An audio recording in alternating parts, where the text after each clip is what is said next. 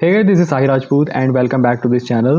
दोस्तों, जैसे कि आप सभी को पता है कि इस चैनल पर मैंने ट्रेडिंग की एक सीरीज़ को कंटिन्यू कर रखा है, जिसमें हम लोग मार्केट को समझने की कोशिश कर रहे हैं, स्पेशली ट्राइंग टू अंडरस्टैंड कि टेक्निकल एनालिसिस किस तरह से किया जाता है और ये चार्ट और कैंडल्स को किस तरह से हम समझ सकते हैं। इन सारी चीज़ों के बारे में हम लोग आजकल बात कर रहे हैं।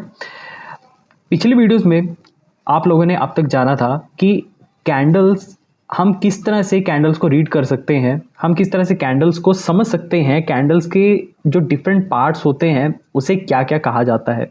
इन सारी चीज़ों को हम लोगों ने पिछली वीडियो में जाना था, लेकिन अब हम लोग एक अगले नेक्स्ट पड़ाव पर जाने वाले हैं, which is about understanding candle stick patterns. क्योंकि अब तक हमने एक सिंगल कैंडल के बारे में जाना था, लेकिन अब हम लोग कैंडल्स के एक ग्रुप को जानेंगे कि कैंडल्स किस तरह से आपस में मिलकर एक पैटर्न बनाती हैं और फिर किस तरह से उस पैटर्न को यूटिलाइज करते हुए हम लोग ये प्रेडिक्ट करते हैं कि मार्केट का नेक्स्ट मूव क्या रहने वाला है।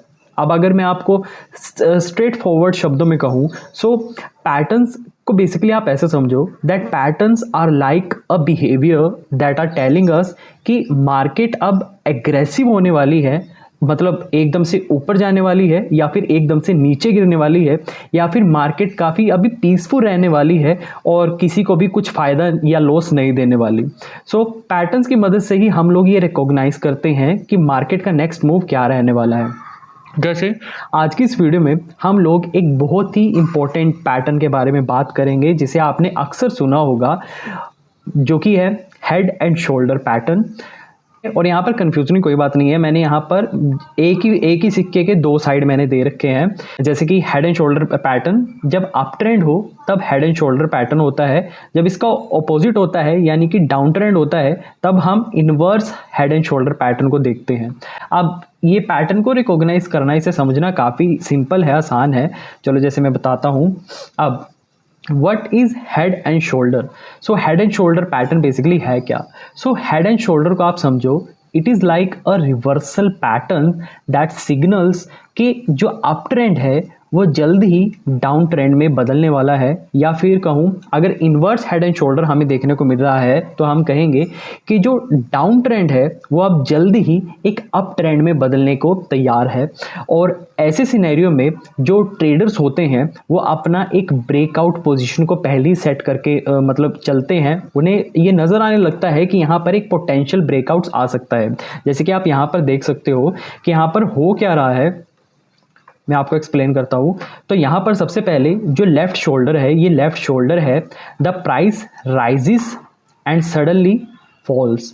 प्राइस राइजिस, यहाँ पर एक पीक क्रिएट होता है एंड इट फॉल्स, और यहाँ पर एक लेफ्ट शोल्डर क्रिएट होता है। अब जब आप लाइव मार्केट में जब अपनी पोजीशन सेट कर रहे होंगे या फिर एनालाइज कर रहे होंगे, उस टाइम आपको ये हेड एंड शोल्डर बिल्कुल ही एंड पर देखने को मिलेगा। मतलब कि स्टार्टिंग में आपको बस यहाँ पर एक ये ट्रायंगल सी चीज़ देखने को मिलेगी, आप स्टार्टिंग से ही प्रेडिक्ट नहीं कर सकते। जैसे मैंने कहा कि सबसे पहले यहाँ पर एक शोल्डर क्रिएट होगा, लेफ्ट शोल्डर क्रिएट होगा, फिर उसके बाद दोबारा से जो बायर है वो पुश करेंगे सपोर्ट लेकर, यहाँ से वो प्राइस को दोबारा ऊपर ले जाने की कोशिश करेंगे, जैसे कि यहाँ पर होगा, और यहाँ पर वो पीक पर पहुँचने के बाद दोबारा से प्राइस ऐसे गिर जाएगा और यहाँ पर एक हेड क्रिएट हो जाएगा। सिमिलरली दोबारा से जो बायर्स हैं वो एक बार और ट्राई करेंगे, क्योंकि उन्हें कुछ नज़र आ रहा होगा या फिर उनके कुछ भी मैटर हो सकता है मार्केट में। सो यहाँ से सपोर्ट लेवल से दोबारा कुछ बायर्स यहाँ पर प्राइस को पुश करेंगे, ऊपर लेकर जाएंगे और यहाँ पर एक रेड शोल्डर क्रिएट कर देंगे। लेकिन सेकंड टाइम जब ये दूसरा शोल्डर क्रिएट हो रहा होगा ना, तो अगर ये ऊपर चला जाता है तो ये एक हेड एंड शोल्डर नहीं, ये कुछ और तरह का पैटर्न माना जाएगा।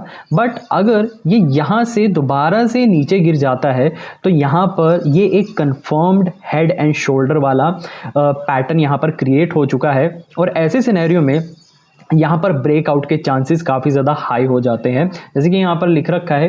लेकिन हेड एंड शोल्डर पैटर्न में ट्रेंड का होना काफ़ी ज़्यादा मैटर करता है। आपको ट्रेंड का मालूम होना चाहिए कि ये अप ट्रेंड है या फिर डाउन ट्रेंड है। जैसे कि अब मैंने कहा कि एक अप ट्रेंड वाला मूव था, यानी मार्केट ऊपर जा रही थी, और हेड एंड शोल्डर को हम तब यूज़ करते हैं जब हमें मार्केट में एक पोटेंशियल रिवर्सल देखना होता है कि क्या मार्केट यहाँ से रिवर्स करेगी। क्योंकि रिवर्स क्यों देखना होता है? क्योंकि मार्केट में बायर्स होते हैं, सेलर्स होते हैं।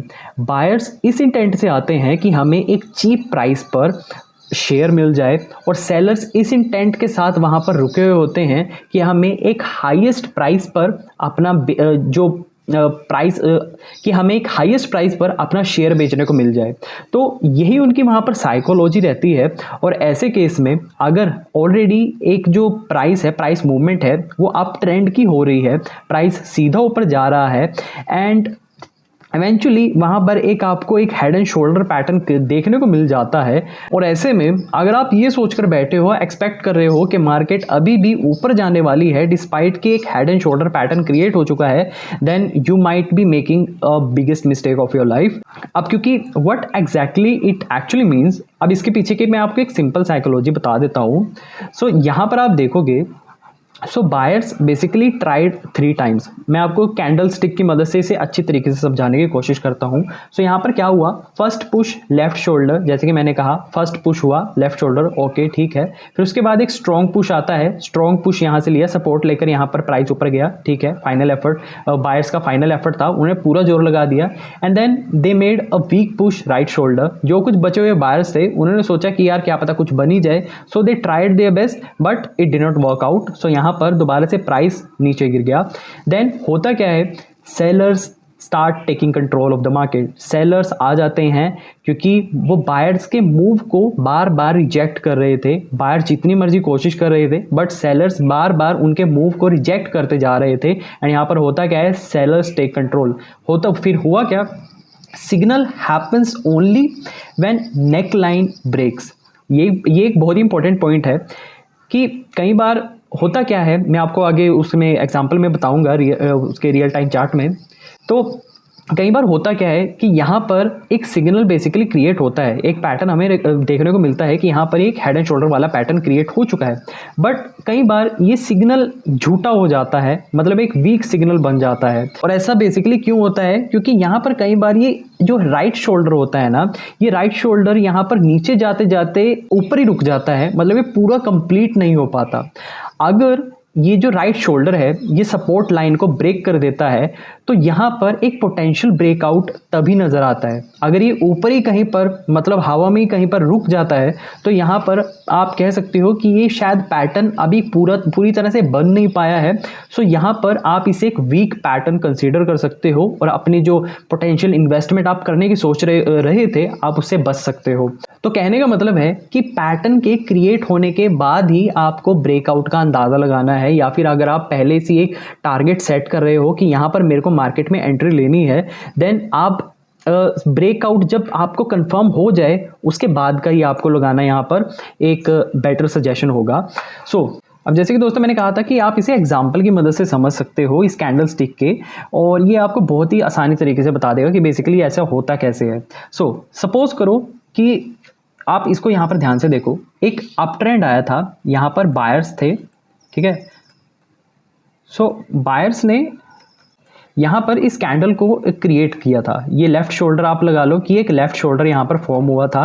यहाँ पर लेफ्ट शोल्डर होते होते फिर एकदम से सेलर्स आ गए, तो सेलर्स ने इसे नीचे पुश कर दिया और यहाँ पर इसका प्राइस ड्रॉप होने लगा। तो अगेन दोबारा बायर क्या करते हैं, दोबारा यहाँ पर एक ट्राई करते हैं, ये यहाँ पर प्राइस नीचे ये ले आए थे, लेकिन अगेन बायर्स आते हैं, एंड बायर्स दोबारा से आते हैं और यहाँ पर इसकी जो प्राइस मूवमेंट है ये ऊपर लेकर चले जाते हैं। यहाँ पर ये हेड क्रिएट हो जाता है, बट अगेन सेलर्स क्योंकि ऊपर स्ट्रॉन्ग थे, तो स्ट्रॉन्ग सेलर्स होने की वजह से कैंडल दोबारा से नीचे आ जाती है, and it touch the support level like this, ठीक है। सो दोबारा से फिर ये राइट शोल्डर जब बनने लगता है, राइट शोल्डर कैसे बनता है, यहाँ पर दोबारा से बायर्स आते हैं, बट इस टाइम ये ऊपर तक नहीं जा पाते, ये यहीं पर नीचे रुक जाते हैं।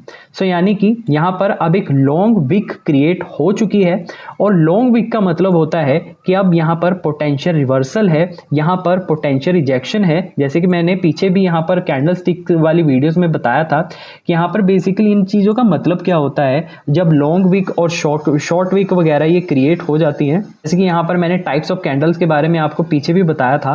तो कुछ इसी तरह से आप इस चीज़ को समझ सकते हो कि यहाँ पर एक लॉन्ग विक क्योंकि ऊपर क्रिएट हो चुकी है, तो ऊपर जो सेलर्स हैं वो अपनी एक मजबूत पोजीशन बनाकर बैठे हुए हैं और इसीलिए अब हमें यहाँ पर एक पोटेंशियल रिवर्सल देखने को मिल सकता है। पोटेंशियल रिवर्सल का मतलब है कि अब हमें यहाँ पर एक रेड कैंडल देखने को मिल सकती है बहुत ही जल्द। अब जैसे कि दोस्तों बड़ी मेहनत के बाद मेरे को यहाँ पर एक ये हेड एंड शोल्डर वाला पैटर्न देखने को मिला।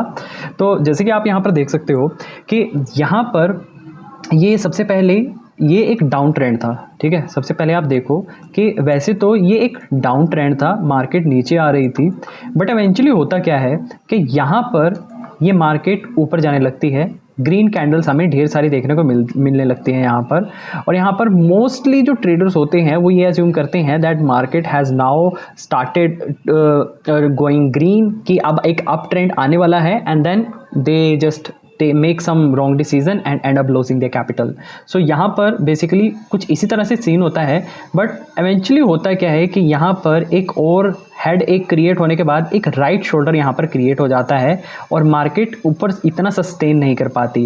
एंड होता क्या है कि ये जो सपोर्ट लेवल जो इसने लिया था, ये देखो, आप देखो, और जैसे मैंने पिछली वीडियो में भी कहा था कि सपोर्ट एक लेवल नहीं होता, सपोर्ट एक जोन होता है। तो ये आप रिमेंबर रखना कि सपोर्ट का मतलब एक पर्टिकुलर लाइन नहीं होगी है। मार्केट कभी भी एक पर्टिकुलर प्राइस को पकड़कर ही नहीं ऊपर सपोर्ट अपना लेती, वो एक पर्टिकुलर जोन में अपनी पहले मजबूत पकड़ बनाएगी, सपोर्ट लेगी, एंड देन वो ऊपर जाएगी। सेम यहाँ पर भी कुछ ऐसा ही हुआ। यहाँ पर सबसे पहले ये सपोर्ट लेती है बट नहीं होता, बट अगेन एक राइट शोल्डर क्रिएट करने की कोशिश करती है एंड छोटा शोल्डर यहाँ पर क्रिएट होता है। तो यहाँ पर जब ये दोबारा सपोर्ट लेने की कोशिश करती है तो आप देखोगे कि मार्केट यहाँ पर नीचे चली जाती है, इट गोज ग्रीन, प्राइस गिरने लगता है।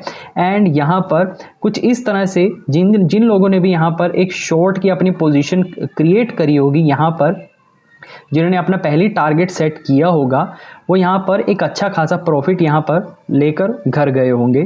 सो कुछ इसी तरह से यहाँ पर जो ये हेड एंड शोल्डर वाला जो पैटर्न होता है उसे हम लोग रिकॉग्नाइज करके अपनी मार्केट की पोजीशंस को डिक्लेयर कर सकते हैं और समझ सकते हैं कि नेक्स्ट जो मार्केट का बिहेवियर है वो किस तरह का रहने वाला है। बाकी ये जो हेड एंड शोल्डर है ये आपको कुछ इतना क्लियर तरीके से नहीं नज़र आने वाला, आपको बहुत ही ध्यान रखना पड़ेगा। बट जब आप एक बार यूज्ड टू हो जाओगे कि मार्केट में किस तरह से आप टेक्निकल एनालिसिस करते हो, किस तरह से ये जो कैंडल्स हैं वो फॉर्म होती है, क्रिएट होती हैं, सो ये चीज़ें ऑटोमेटिकली आपकी हैबिट का एक पार्ट बन जाती है। सो कुछ इसी तरह से दोस्तों हम लोग यहाँ पर हेड एंड शोल्डर के पैटर्न को समझ सकते हैं। अब आने वाली वीडियोज़ में हम लोग कुछ और पैटर्न्स के ऊपर बात करने वाले हैं। So stay tuned and subscribe करना मत भूलना। Thanks for watching.